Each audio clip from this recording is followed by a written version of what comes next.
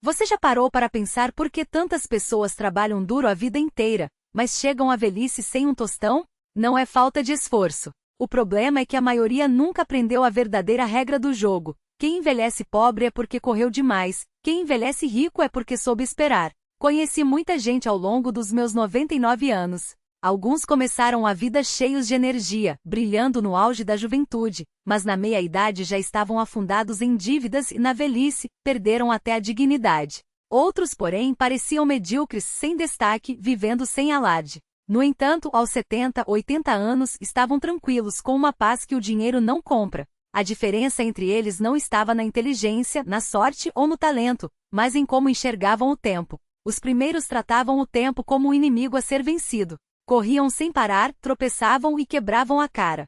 Os segundos o viam como um aliado.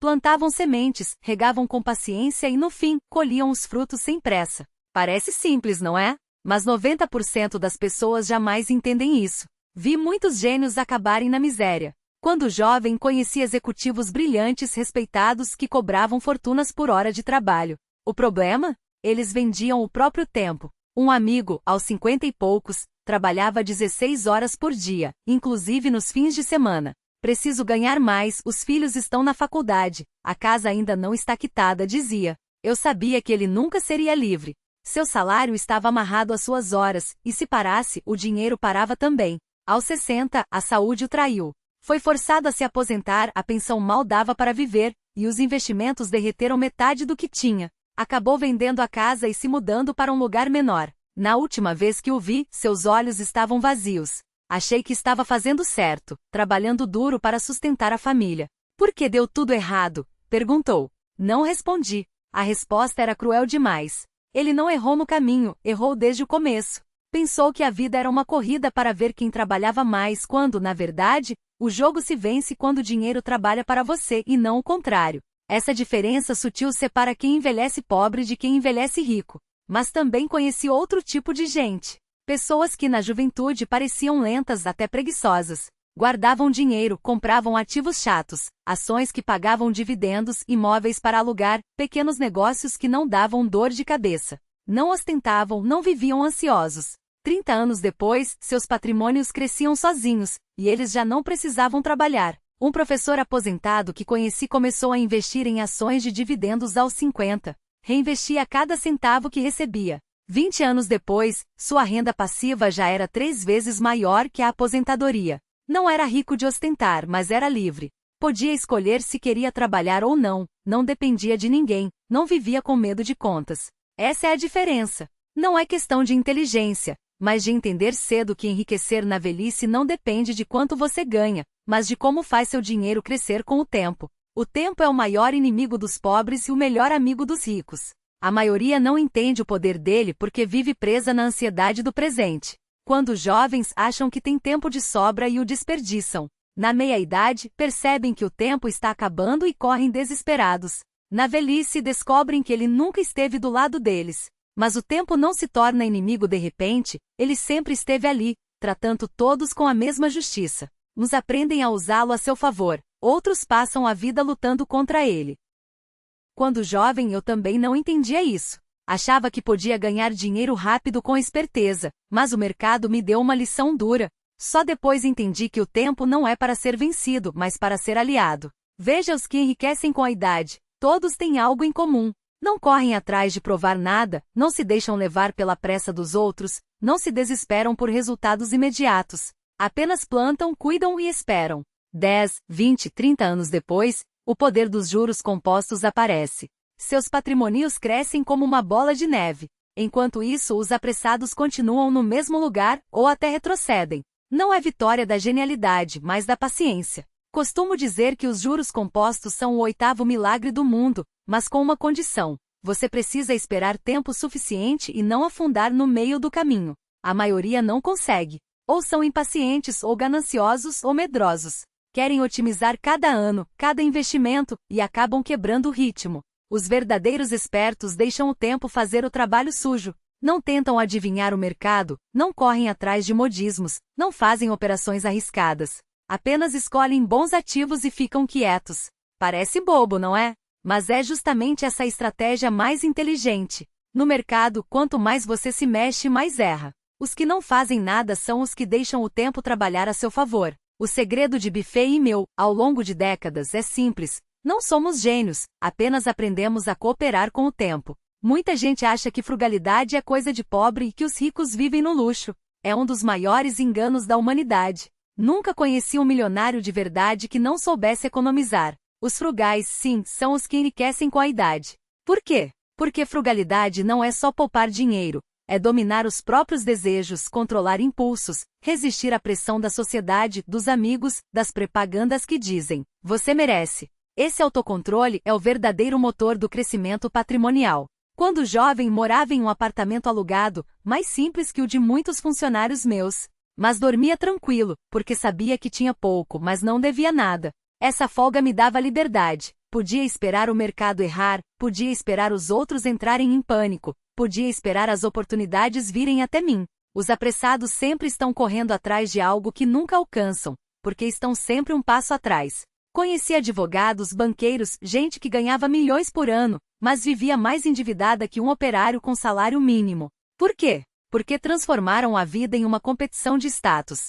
Casas cada vez maiores, carros cada vez mais caros, viagens de luxo, e o patrimônio líquido cada vez mais magro. Não administravam dinheiro, faziam teatro. Fingiam sucesso, mas verdadeiro sucesso não é parecer rico, é não precisar se preocupar com dinheiro. Um amigo se aposentou e resolveu investir em imóveis no exterior. Vou fazer o dinheiro trabalhar para mim, dizia. Anos depois, perdeu tudo e teve que vender a casa. Não foi o mercado que o derrubou, mas a recusa em aceitar que estava velho. O maior risco da idade é superestimar as próprias forças. Os frugais entendem isso.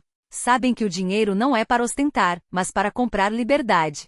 Quando você não precisa impressionar ninguém, não precisa provar nada, não é arrastado pelos desejos, aí sim é rico de verdade. Frugalidade não garante riqueza, mas garante que você nunca vai à falência. Os gastadores, por outro lado, costumam perder tudo no fim da vida. O momento mais confortável da minha vida não foi quando ganhei muito dinheiro, mas quando percebi que não devia nada a ninguém. Essa liberdade vale mais que qualquer fortuna. A maioria das pessoas é pobre não porque tem poucas oportunidades, mas porque não sabe dizer não. Não recusam convites, não recusam impulsos, não recusam conselhos ruins, não recusam oportunidades que parecem inteligentes. Acabam com a vida cheia de obrigações e sem tempo para o que realmente importa. Minha maior vantagem não foi o que fiz certo, mas o que recusei. Recusei centenas de negócios que pareciam lucrativos, mas que não entendia. Recusei conselhos de gente cuja lógica não fazia sentido. Recusei empréstimos para investir, recusei modismos, recusei correr atrás de tendências. Cada recusa me salvou de um erro. E no mercado, evitar erros é a maior vitória de todas. Vi muita gente inteligente jogar a vida fora por não saber recusar. Um amigo, aos 55 anos, foi convencido por um consultor a comprar um monte de produtos financeiros que não entendia. É um investimento de baixo risco e alto retorno. Você é esperto, vai entender, disse o consultor. Um ano depois, metade do dinheiro tinha sumido. Achei que diversificar era seguro, ele disse. Respondi apenas: você não diversificou risco, diversificou ignorância. Quem enriquece com a idade tem uma habilidade rara, consegue dizer não diante da tentação. Não compra só porque todo mundo está comprando, não age só porque uma oportunidade parece boa, não entra em pânico só porque tem medo de perder. Sabem que as verdadeiras oportunidades não precisam ser perseguidas, elas aparecem no momento certo. As que você perde, na maioria das vezes, não eram oportunidades, eram armadilhas. Digo sempre que o mais difícil em investir não é encontrar oportunidades, mas recusá-las. Porque oportunidades aparecem todo dia, mas as boas surgem uma ou duas vezes por ano. Se você não sabe dizer não, vai desperdiçar tempo e dinheiro em movimentos inúteis. Na velhice, vai perceber que o que recusou foi seu maior patrimônio. Muita gente acha que o segredo para enriquecer na velhice está em investimentos, em acumular dinheiro, em estratégias brilhantes. Mas a verdade é que nada disso é mais importante que a saúde. Você pode perder tudo em um investimento ruim, mas não pode se dar ao luxo de perder a saúde. Vi muita gente trabalhar feito louca na juventude, investir na meia-idade e na velhice, gastar toda a fortuna em hospitais. Tem relógios caros, fundos de investimento, médicos particulares, mas não conseguem nem caminhar até a janela para tomar sol. Passaram a vida correndo atrás de eficiência e nos últimos anos, gastam fortuna só para ganhar mais alguns dias de vida. Isso não é destino, é punição por negligenciar o próprio corpo. Digo sempre que a saúde tem o maior retorno sobre investimento que existe. Só que a maioria só percebe isso quando a conta zera. Aos 60, você precisa aceitar uma verdade: sua saúde é mais importante que sua conta bancária. É irônico como as pessoas economizam tempo dizendo: não tenho tempo para malhar, mas se não cuidarem do corpo, logo terão tempo de sobra, deitado em uma cama de hospital. A lógica da saúde é simples: caminhe todo dia, coma menos, durma mais cedo, não se estresse, não guarde rancor, não se compare. O problema é que as pessoas não querem fazer o simples. Quando jovem, achava que a inteligência compensava os maus hábitos. Hoje sei que a inteligência não salva um corpo doente. Uma pessoa doente não consegue pensar com clareza porque a dor, a fadiga e a ansiedade dominam a mente. Você não age com racionalidade, age com desespero.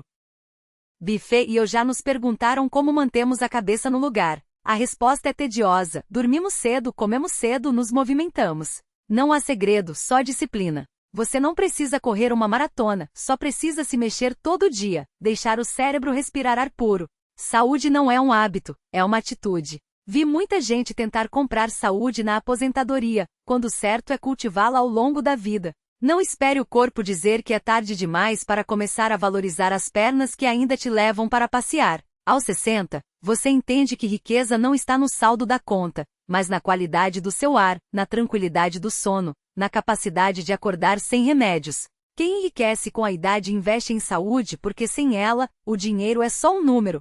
Se você já passou dos 60, lembre-se, não tem tempo para corrigir os erros dos outros. Demorei décadas para aprender que a melhor estratégia não é encontrar boas oportunidades, mas evitar pessoas tóxicas, más companhias e conselhos ruins. A burrice é contagiosa. Ficar perto de idiotas por muito tempo faz até os espertos começarem a falar besteira. Quando jovem achava que podia mudar as pessoas.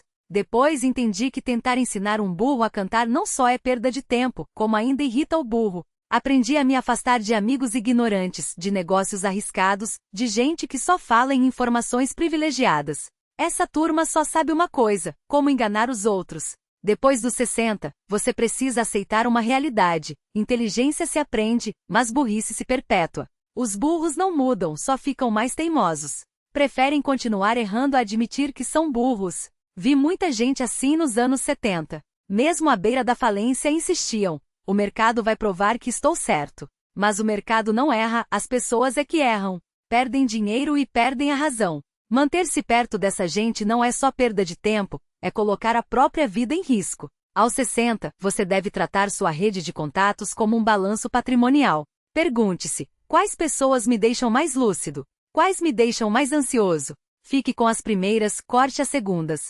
Bife e eu sempre dissemos: passe tempo com gente mais esperta que você, e aprenderá de graça. Acrescento: afaste-se dos mais burros, e economizará muito em mensalidades. Envelhecer não é o problema. O problema é envelhecer sem sabedoria. Aos 60, a maior tragédia não é a solidão, mas estar cercado pelas pessoas erradas. Gente que só fala em crise, em dinheiro, em reclamações.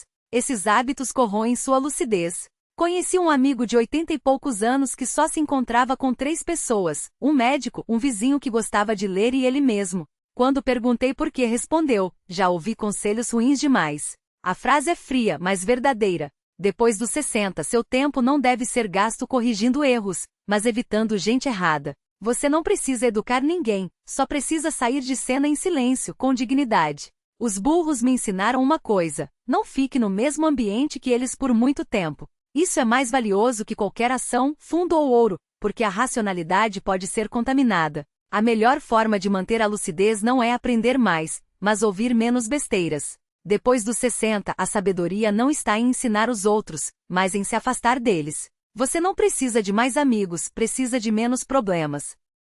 Aos 60, você percebe uma verdade cruel: a vida não é um jogo infinito. O que você pode fazer vai diminuindo, o tempo vai encurtando, as chances de recomeçar são quase zero. Mas isso não é ruim, é apenas realidade. E a realidade sempre foi o ponto de partida da sabedoria. Vi muita gente envelhecer como se ainda fosse jovem, recusando-se a aceitar o passar do tempo, a abrir mão das coisas, a encontrar paz. Tratam a velhice como uma vergonha, esquecendo que é um destino que todos compartilham.